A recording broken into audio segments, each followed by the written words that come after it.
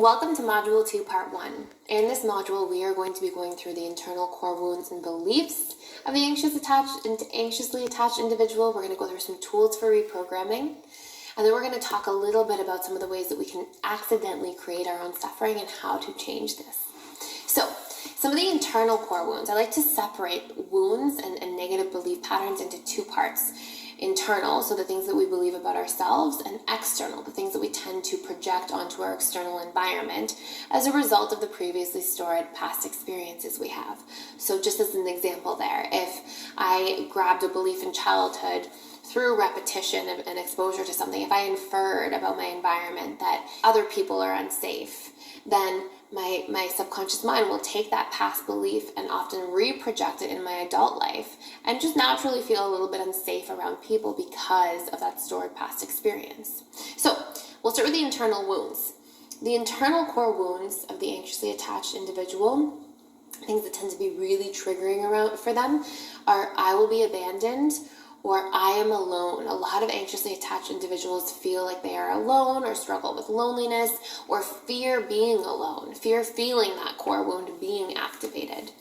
A lot of other core wounds that they experience are I am unloved, nobody cares about me, I am not enough, I will be rejected, I am excluded.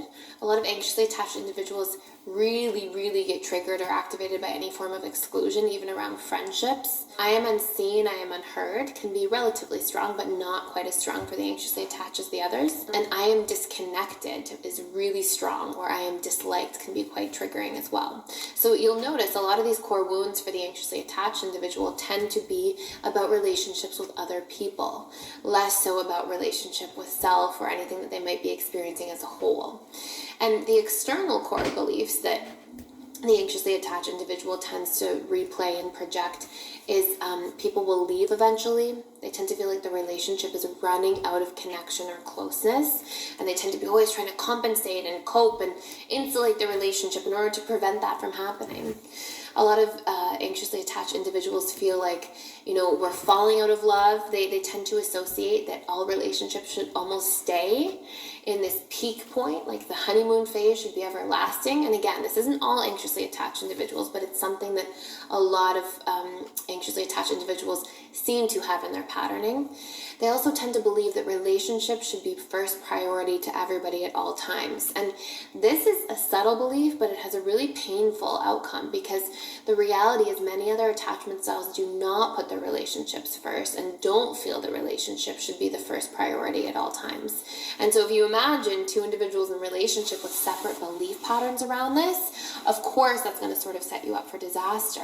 Anxiously attached individuals also tend to believe that we are all responsible for how each other feel. You're responsible for my feelings, I'm responsible for yours, and we're responsible for making each other happy, which again can sort of have a bit of a toxic outcome in a relationship. Anxiously attached individuals as well tend to feel like my partner will get feelings for other people. Anxiously attached individuals tend to be a little bit more jealous or a little bit more possessive out of all attachment styles.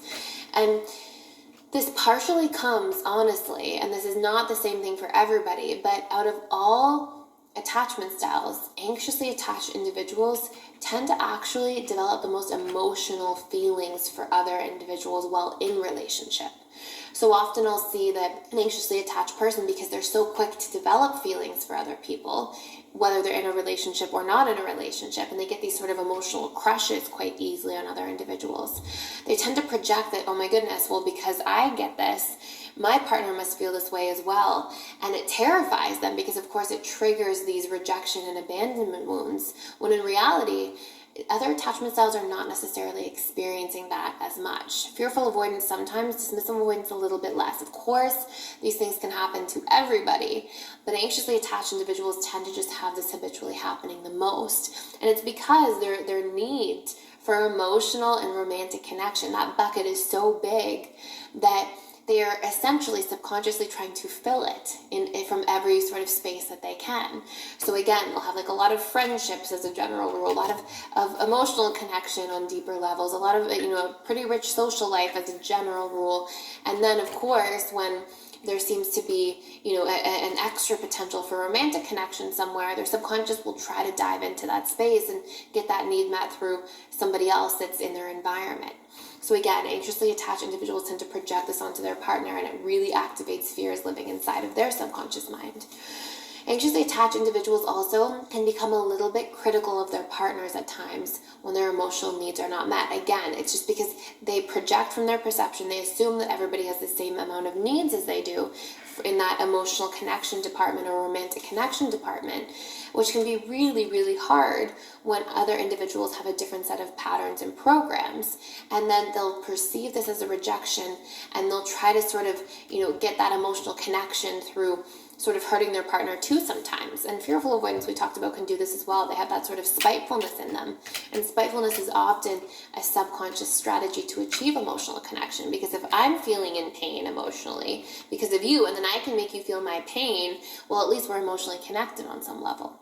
So again, we want to be aware of some of these patterns that are happening and create healthier new strategies. And we'll talk about this shortly when it comes to reprogramming at the action and behavioral level. So 4 major ways we'll touch on here for a moment that the anxiously attached individual can accidentally create their own suffering. These are experiences that all of us actually have, but we're just going to go through the anxiously attached individual's patterns in each of these 4 areas specifically. So number 1, we want to identify the difference between pain and suffering. So pain is usually an unmet need, and it's a feedback mechanism to let us know, hey, we have an unmet need here, pay attention. And, hunger at a physiological level would be a really simple example of this. And suffering is the story we tell around the need, and it's often the resistance to the pain that we're feeling. So for example, if we are, having a feeling of being disconnected from our partner because we've both had a really busy work week and the kids are running around and we haven't slept enough, and so we're sort of pulling apart, where one individual, let's say a secure attachment person, might just recognize, oh, it's been a really busy week and we'll try to reconnect more next week. The anxiously attached individual might have these programs that are embedded subconsciously become ignited, and all of a sudden they're feeling things like, we're disconnecting, what if we get a divorce, what if the relationship's ending, how will this impact the kids? And their mind, because it goes into that survival mode, because it's got a lot of deep roots of fear around abandonment, will often go into catastrophizing, which is sort of this projecting the worst case scenario, and then of course reacting emotionally accordingly. So number 1, the first way that we all induce our own emotional suffering at a subconscious level is we often find times where we are in resistance to reality. So let's say, for example, the clearest analogy I can give for this is if you imagine that you are driving and you have a flat tire.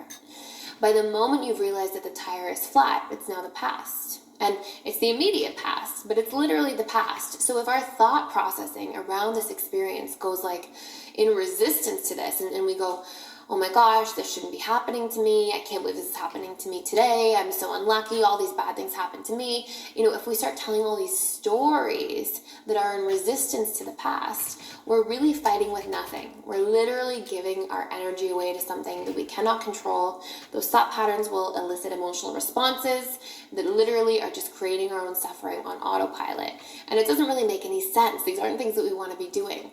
And the worst part of this is that we are also taking our energy and using it to fight a problem in the past that we can't control, instead of acknowledging the problem and focusing our energy into the future and how to solve the problem and what we can do about the problem. So we really want to stay out of, being in resistance to reality and resistance to what currently exists. So an example that I often see for the anxiously attached individual in this area is that sometimes the anxiously attached individual will have many commitments. So let's say to work, let's say to kids, let's say to family, parents, to coworkers, and then they'll make these commitments, and then they will be in resistance to them at the same time, because they'll have this sort of perpetual background fear of, oh my gosh, this is taking me away from my romantic relationship, and what if we grow apart? And sometimes they'll put themselves in these situations where they've made these commitments, and then out of those commitments they fear the loss of their partner, and they can get really stressed about the immediate past and feel like there's this sort of split and competing needs, which brings me to my next point. So another way that we can often create unnecessary suffering is being in resistance to our own decisions. So every single decision we make is because consciously plus subconsciously we perceive more benefits than drawbacks. So what this really means is through the entirety of all of our programming, we see more good than bad in that decision-making process. So sometimes an anxiously attached individual will make a decision and then turn around and be in resistance to that decision soon after. So a really clear example of this is if you're an anxiously attached individual and let's say you've made the commitment to a workplace, you've made the commitment to work and then you wake up in the morning and you go, oh, I shouldn't go to work today. It's going to be a terrible day. My boss is the worst. So you know that you're going to go to work because you see more positives than negatives in going because maybe you have to pay your bills or you don't want to be unemployed or, something along those lines. And yet, even though you've made that decision, you start resisting in your internal dialogue and your thought processing. You start resisting that decision at the same time. And this is another way we can sort of create some of our suffering unnecessarily and without meaning to.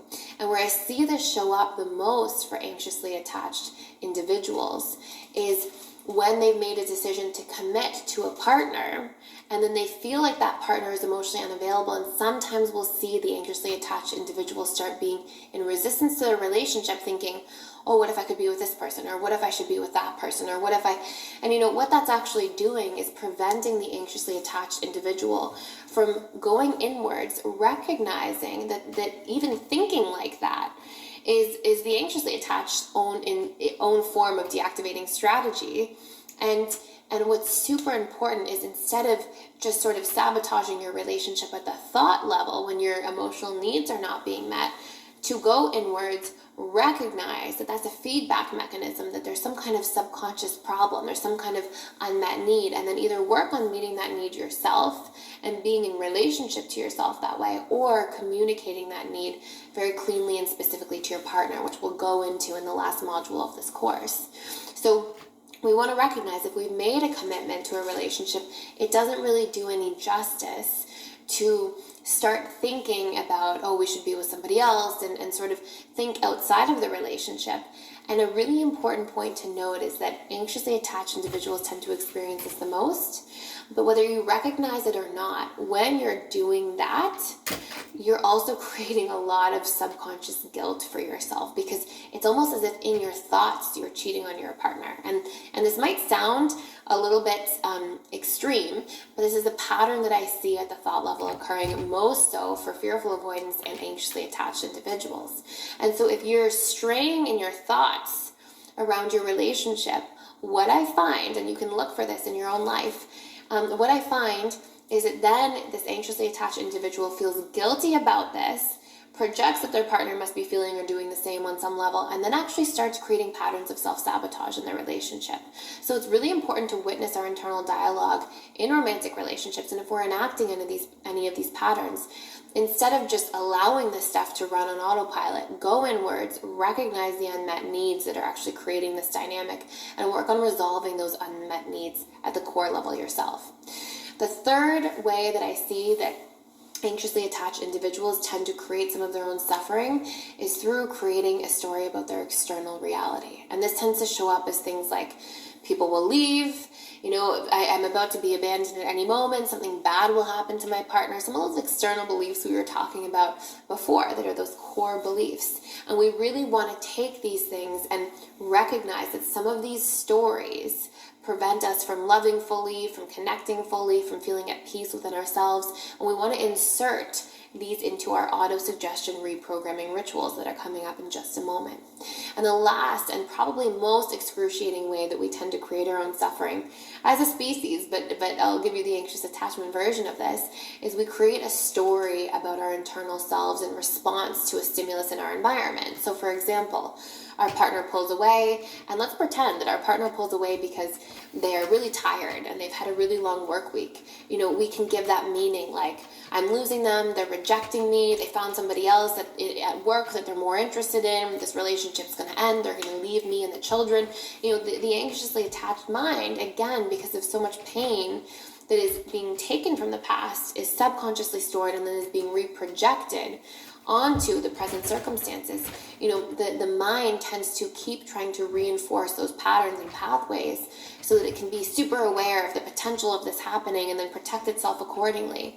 But what this really does is it creates a lot of emotional chaos in the poor anxiously attached individual's nervous system and physiology. So now that you've recognized these 4 key ways that your subconscious mind tends to induce some of your emotional suffering without meaning to, and once we've understood as the anxiously attached individual what some of your core internal beliefs are and core external beliefs are, we're going to learn about the steps to proper reprogramming in this next part of this module so that you can take these, plug them into the reprogramming tools, and start creating change at the subconscious level.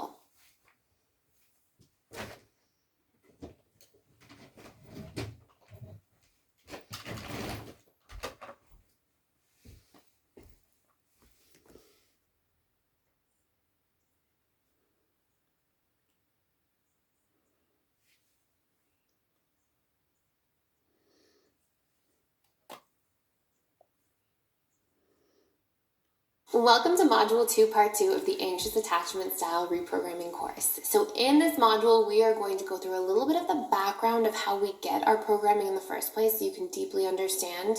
And then we're going to apply some specific reprogramming tools and exercises to help you repattern anything that is no longer serving you. So first and foremost, we all come into this world and we are a relatively blank slate. We might have a certain genetic predisposition and we might have certain emotional imprints we pick up while in utero. But as a general rule, we don't have a lot of our programming yet. And then right around the age of 2 years old, the socialization process starts. And sometimes you'll also hear this referred to as classical conditioning. And this is essentially the punishment reward system.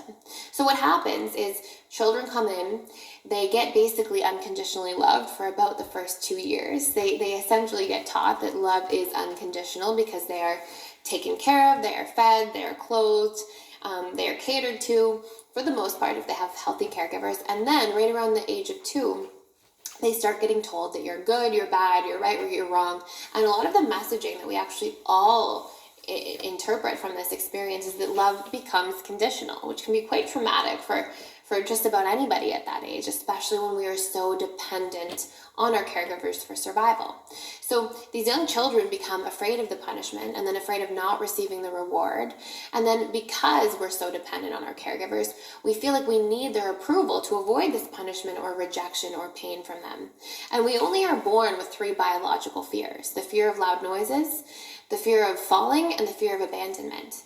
And every other fear we pick up on is basically the result of some kind of programming we get from our external environment throughout the course of our lives. Because keep in mind, our subconscious can continuously be reprogrammed or newly programmed or deprogrammed as we are constantly exposed to new stimulus and new repetition of experiences.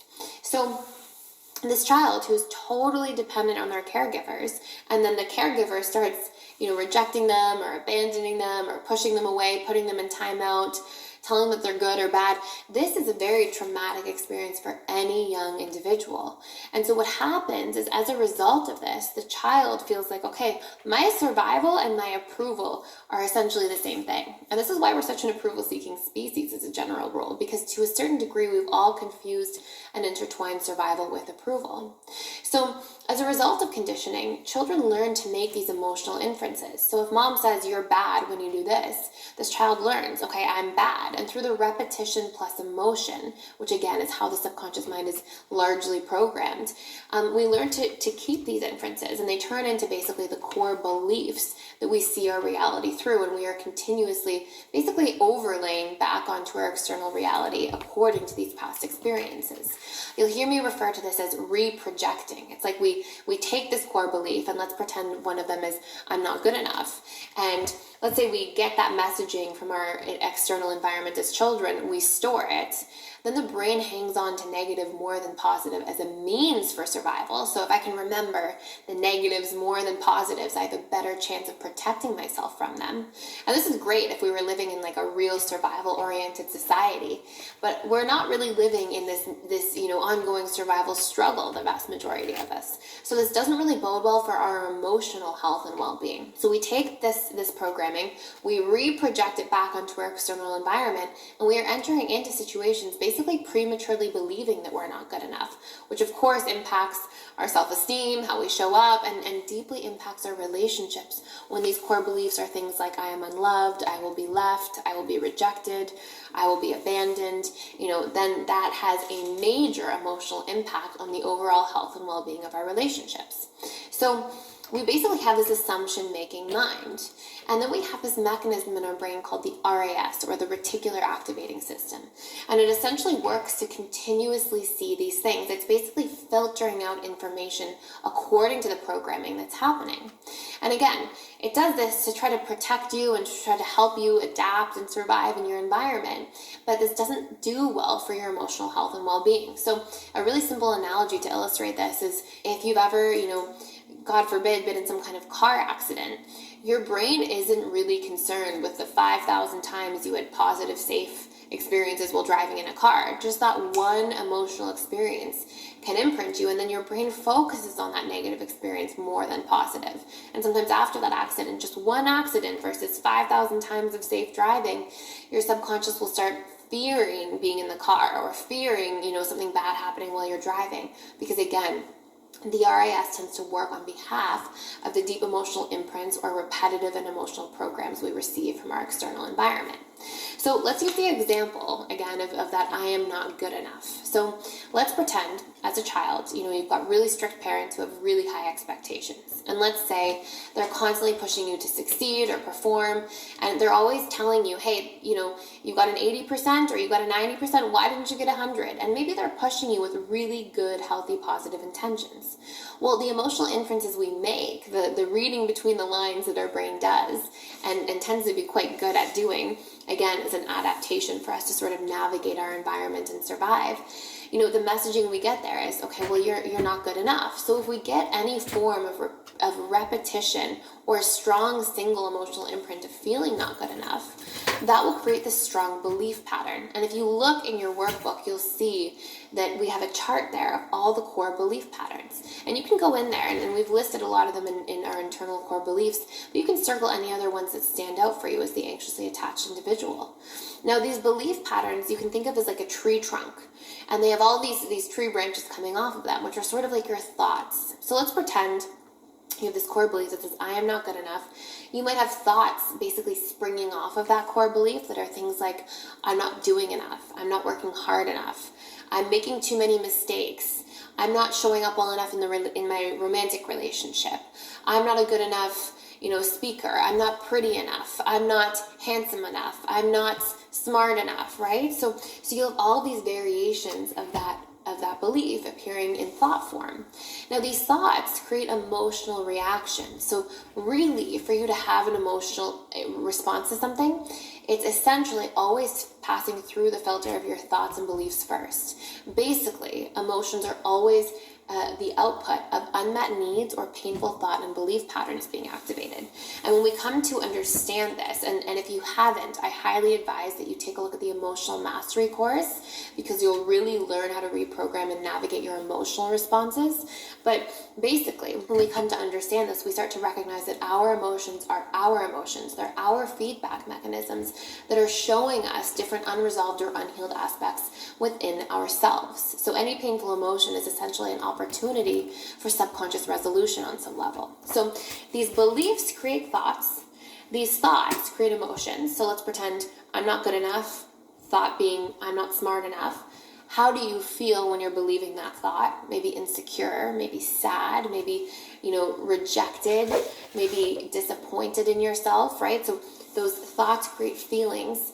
Those emotions are made up of neurochemical reactions. So what do you feel when you start thinking these things? Maybe you have a stress response and you experience cortisol and norepinephrine reactions. If you're thinking positively oriented thoughts and having positively oriented beliefs activated, like I am good enough, I am capable, well then obviously you're having positive neurochemical reactions. And so keep in mind too that your neurochemistry is often playing a large role in determining if you're in your sympathetic nervous system or parasympathetic nervous nervous system. So whether you're stuck in fight or flight or in rest and digest mode. And one aspect of that is conducive to healing and growing and thriving and feeling a sense of well-being. And if we're in sympathetic nervous system, fight or flight mode all day, it tends to actually wear us down and create adrenal fatigue over time, or any other sort of major health challenges usually are related to being in sympathetic nervous system mode far too often. So our body's not getting this proper chance to repair itself because it's constantly responding to some sort of perceived threat that it's essentially projecting subconsciously through this filter. So these beliefs create thoughts. These thoughts create emotions. These emotions create neurochemical reactions, which are then impacting our physiology. And neuroscience has proven that every single decision we make is actually based on our emotions. So even those of us who think that we're really logical, rational thinkers, we're really making emotionally based decisions at the tipping point, and then we're just really quick to rationalize or justify these things through logic. So what this really shows you is that if you're not in charge of your belief patterns and programs, and you're not in charge of the thoughts that spring off of them, you're really not that in charge of your actions either. And so we want to target these things at the root. And research shows as well that we are thinking roughly 60 to 70,000 thoughts per day, and roughly 50,000 of them are more or less similar to the thoughts that we're having from the day before. So we're basically recirculating a lot of our thought and belief patterns on autopilot, and thus producing the same types of emotional responses and often taking part in the same natural coping mechanisms to deal with this. So I want you to take a moment and go through your workbook, and you'll see that you've got this set of columns, and one says beliefs and thoughts and emotions and actions. And I want you to make conscious what your patterning is in all of these 4 core areas, because we have to do this in order to properly reprogram. We have to be able to isolate and understand what the individual set of programs is for us at the subconscious level. So you've got your core beliefs. Go through the core belief chart. Insert the major core beliefs into the belief area that you tend to be triggered by the most, charged on the most, or maybe even feel the most often in terms of frequency. And once you've done that, I want you in the next column to write the thoughts that you tend to experience springing off of these beliefs. So for example, I'm not good enough. Maybe that shows up for you as I'm not smart enough. I'm not outgoing enough. I'm not, insert the blank enough. And then out of that, when you look at your emotion sheet where there's that list of all major negative emotions and their opposites, go through there and circle what negative emotional patterns you tend to experience alongside those thoughts and beliefs. So what you start to feel when you're thinking and believing these things. And what you'll see, which is really unique, is that everybody tends to experience emotions quite differently. We tend to experience very specific patterns of emotions as individuals. So for example, you might see anxiously attached individuals feeling anxiety, feeling worry, feeling loneliness, and those emotions being sort of major parts of their emotional patterning, versus you might see a fearful avoidant experiencing feeling helpless, powerless, trapped, and not really feeling loneliness or anxiety or worry to the same degree or to the same frequency as the anxiously attached individual. So get really clear about what your emotional patterns are. And then I want you to try to note where you feel your feelings in your body. So where do you experience that sense of loneliness? Is it all through your torso? Is it sort of in your throat and sinuses, like you feel like you want to cry? And what you'll notice is that all emotions are actually basically a reflection of the mind and the body. They're like a set of sensations that we're viscerally feeling because usually of thoughts and beliefs that we're thinking. So get really clear on what this is. And the reason we do this is I want you to imagine this for a moment. Imagine that somebody asks you to go into a house you've never been in before, and all the lights are going to be off, and they're saying, okay, you're going to go from the front door to the back door and try not to bump into anything. Well, what's going to happen? If you're in the pitch black, you're probably going to run into the tables, the chairs. It's going to be really hard to find your way around and to do so effectively. And then imagine that they, say, okay, now do it over. We're going to turn all the lights on. You can get a clear picture of what's inside the house. And then we're going to turn the lights back off, and you're going to try to do it all over again. Well, you're still probably going to bump into things here and there, but you've got a much better chance because you've seen with the lights on what's actually there in the dark. And so the same thing happens. What we're doing through this exercise is basically shining the light of our conscious awareness into the darkness of our subconscious programming, so that when these things pop back up in real time, we actually know what's going on and we have a much better chance of navigating our way through these things. And we're going to use these very intensely in the next part of this, which is to reprogram specifically. Once you've got your beliefs, your thoughts, your emotional patterns, I want you to then go into the action piece. And I want you to ask yourself, what types of actions do I tend to take when I'm feeling or thinking these things?